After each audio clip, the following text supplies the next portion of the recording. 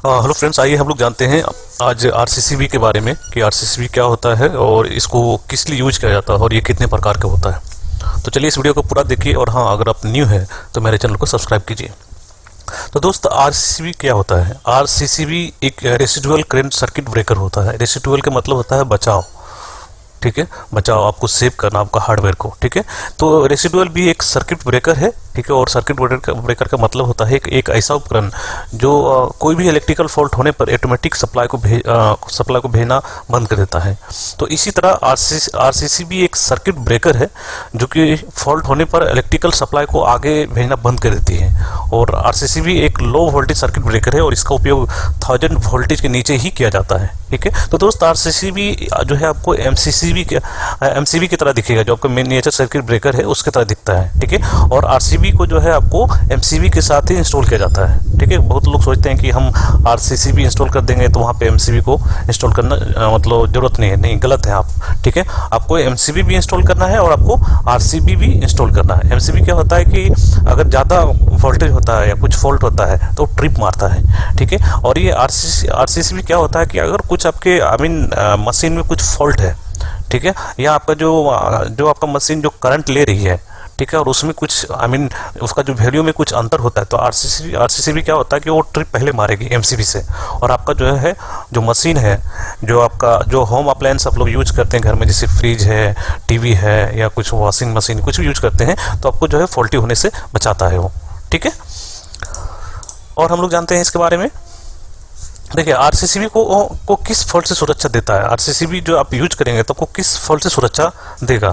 तो आरसीसीबी का मतलब है, जैसा मैंने आपको बताया, कि रेसिडुअल करंट सर्किट ब्रेकर है और इसका काम है कि कोई भी लीकेज करंट होने पर अपने आप ट्रिप होता है और आपका मशीन को खराब होने से बचाता है। जैसे मैंने आपको बताया कि आपको जो है आप एमसीबी, ये देखिए एमसीबी और यहाँ पे आरसीबी दोनों को एक ही साथ इंस्टॉल करना है। ऐसा नहीं कि आपको एमसीबी इंस्टॉल कर देना है या आरसीबी ओनली इंस्टॉल कर देना है, नहीं, दोनों एक ही साथ इंस्टॉल करना है, ठीक है। और कुछ भी लीकेज करंट होता है तो आरसीबी क्या ट्रिप मार देगा और आपका मशीन जो है खराब होने से बच जाएगा, ठीक है।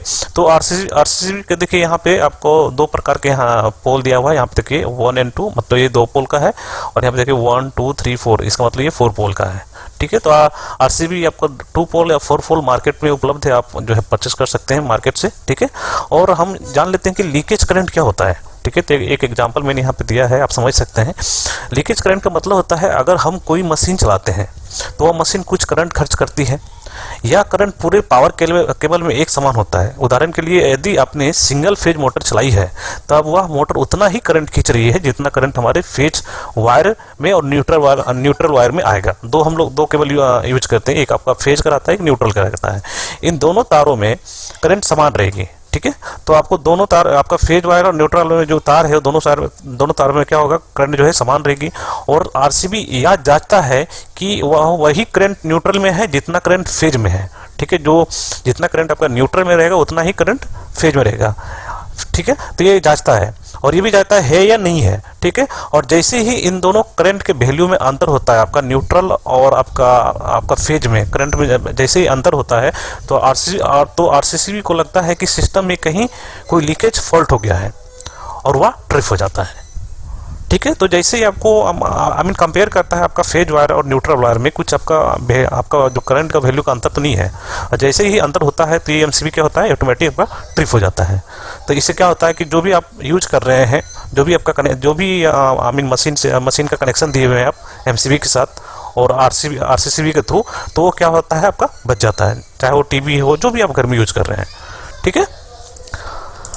और आरसीसीबी टाइप यहाँ पे आप देख सकते हैं, आरसीसीबी कितने प्रकार का होता है। ये तो जनरली आपका 3 टाइप का होता है, आप देख सकते हैं। एसी टाइप आरसीसीबी, जो एसी सप्लाई के लिए यूज किया जाता है ज़्यादातर। और यहाँ ए टाइप आरसीसीबी देख सकते हैं। ए टाइप आरसीसीबी को पल्स के लिए यूज किया जाता है या खासकर उस जगह इस्तेमाल की जाती है जहाँ पर सप्लाई पल्स के फॉर्म में होती है, ठीक है, तो वहाँ पे यूज किया जाता है। बी टाइप के आरसीसीबी जो है, ये दोनों के लिए आप यूज कर सकते हैं, एसी और स्मूथ डीसी करंट दोनों पे ये काम करती है, ठीक है। तो ये आप बी टाइप का भी परचेज कर सकते हैं, ठीक है।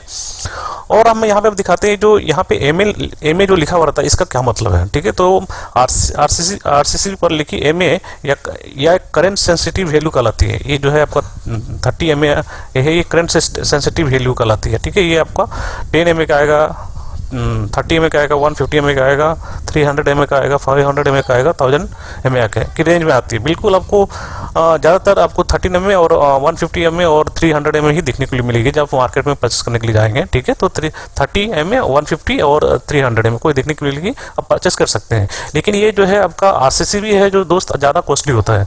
अगर सपोज दैट आपको जो है MCB आपको 100 रुपीज़ में मिल रहा है, तो आपको जो है RCCB कम से आपको 300 में आएगा, हो सकता है 400 में मिलेगा। तो ये जो है आपको ज़्यादा ही कॉस्टली होता है RCCB MCB से, ठीक है। तो ये ध्यान रखिएगा।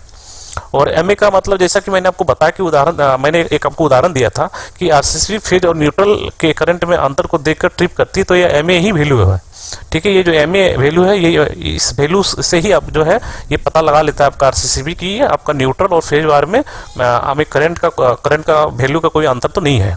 और जैसे ही अंतर होता है तो आपका क्या होता है, RCCB ट्रिप कर देती है। तो दोस्त आपका आई होप ये समझ में आ गया होगा वीडियो कि RCCB क्या होता है, ठीक है। अगर अच्छा लगता है तो मेरे चैनल को सब्सक्राइब कीजिए और मेरे वीडियो को लाइक कीजिए, और कुछ पूछना चाहते हैं कमेंट बॉक्स में पूछ सकते हैं। जब तक के लिए बाय बाय, थैंक यू और जय हिंद।